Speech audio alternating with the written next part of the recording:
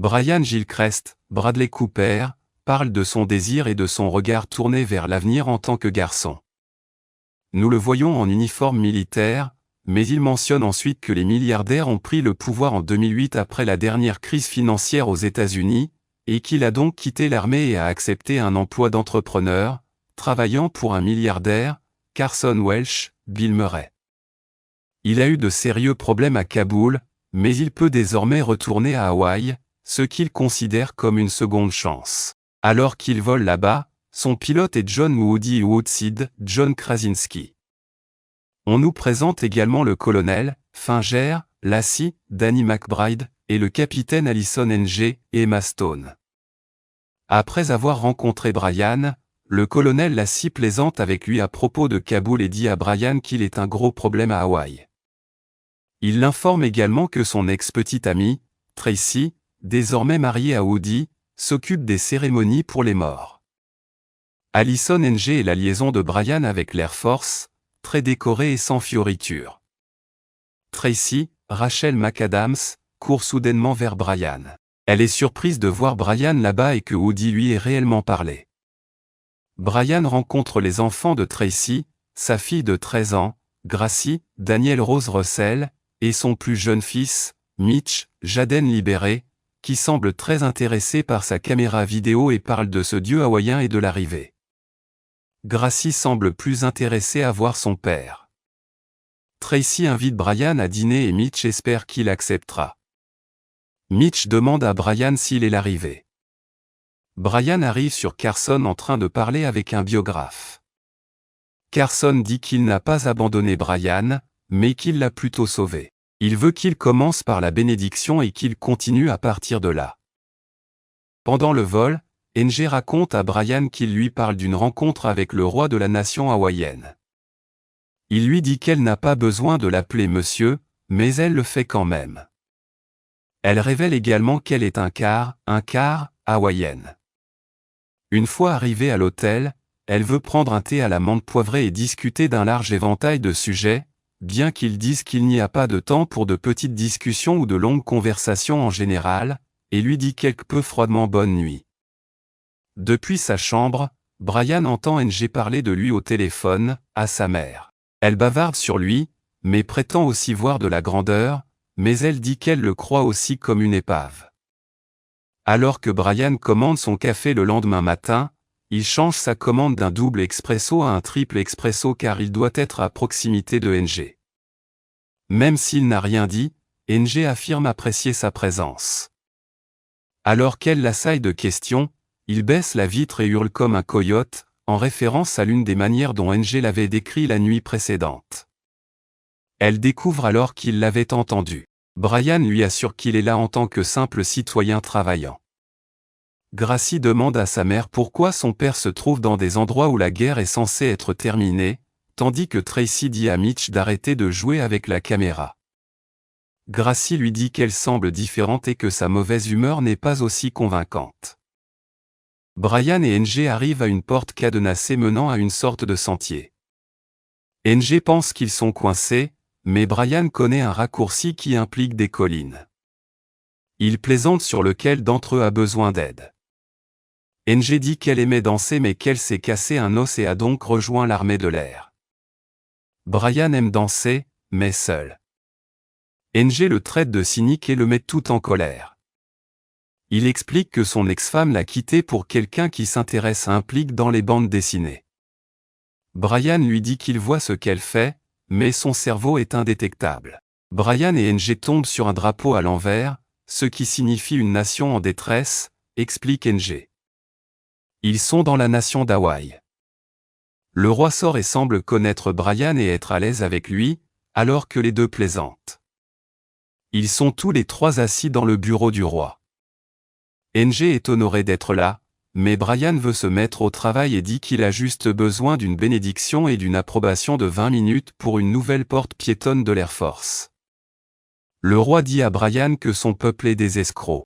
Brian dit que c'est sa nation, mais qu'ils sont en Amérique, le roi y voyant une occupation militaire. Les trois et quelques autres mangent dehors le soir. Ils discutent du caractère sacré du ciel et NG affirme catégoriquement que les armes ne devraient pas être autorisées dans le ciel. Brian est autorisé à faire des offrandes au roi pour la cérémonie. Le roi veut récupérer 2 montagnes et un service de téléphonie mobile gratuit. Brian dit qu'il ne peut pas vraiment donner ça. NG dit au roi qu'elle croit en Hawaï et lui donne la parole que l'armée ne mettra pas d'armes dans les cieux sacrés. Elle lui demande alors que le groupe joue de la musique et joue même de la guitare avec eux. Brian et le roi se mettent alors d'accord sur un accord et le roi lui donne un drapeau.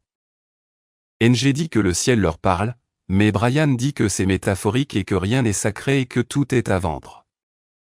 NG essaie de plaider en faveur du ciel, mais Brian veut juste garder le silence sur leur accord avec le roi. Elle se tait alors. Bradley Cooper lui parle d'un télescope qu'il a demandé à son père en 1983. NG demande où était ce type. Soudain, des ombres de gens marchent dans la rue. NG lui dit d'arrêter la voiture et de baisser les yeux. Ces peuples sont censés être des peuples anciens à la recherche des âmes de leurs ancêtres. NG l'avertit de ne pas relever la tête, sinon il sera maudit. Mitch dit que son père lui manque, mais Tracy lui dit qu'il sera à la maison demain et que Brian viendra également à ce moment-là. Sa mère lui apporte de la nourriture dans un food truck, et Mitch voit un camion avec une étrange charge surdimensionnée, qu'il filme. La nuit suivante, NG est également là, bavardant et aidant tout en racontant à Tracy à quel point elle est un quart hawaïenne. Brian arrive, entrant par hasard. Brian surprend Tracy par sa présence et demande un soda. Il lui a apporté un poinsettia. Il s'excuse pour NG, mais Tracy l'aime bien. Brian et Tracy font des commentaires gênants quant à savoir si chacun d'eux a ce qu'il veut. Pendant que NG apprend aux enfants à saluer dans l'autre pièce, Woody est là, mais il reste silencieux. Brian entre et voit une photo de Tracy dans un cadre. Brian sort la photo et voit que c'était vraiment une photo d'elle et Brian. Dans la cuisine, Tracy dit à Brian que Woody ne parle pas, mais qu'il est un père formidable. Elle dit alors à Brian qu'elle n'est pas encore prête à lui parler comme à une petite amie. Elle lui dit qu'elle aime et ne veut pas perdre leur maison, mais qu'elle est tout le temps stressée par l'absence de Woody. Elle dit à Brian de ne pas avoir de regrets et admet ensuite qu'elle lui parle comme à une petite amie. Ils ressassent leur rupture, qui impliquait que Brian ne se présente jamais à leurs vacances. Ils considéraient que Tracy lançait un ultimatum, ce qu'il n'aimait pas. Elle lui dit qu'il est un bourreau de travail et il dit qu'il y travaille toujours. Elle dit qu'elle l'aimait et qu'elle avait des projets, mais il a tout détruit. Elle a attendu et voulait lui dire quelque chose qu'il a besoin d'entendre, sur le fait qu'il ne peut pas simplement laisser les gens partir. Woody entre soudainement. Il s'approche pour toucher l'épaule de Brian, sourit et s'en va. Brian dit qu'il ne voit pas ce que Tracy veut dire, comme Woody le disait beaucoup avec ses gestes. Gracie vient vers eux dans la cuisine et leur dit qu'elle a choisi une robe pour le bal d'hiver. En partant, Brian remarque que sa fille lui ressemble.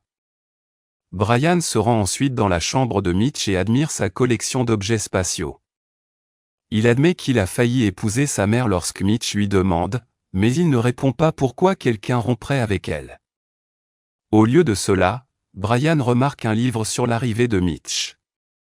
Mitch demande à nouveau si Brian est ce dieu et lui parle du mythe. Brian dit alors à Mitch de l'appeler par son prénom, et Mitch pense que Brian est vraiment ce dieu. NG et Gracie font le hula. Woody les voit et dit belle. Brian dit à Mitch qu'il est ce dieu et Mitch dit qu'il l'aime.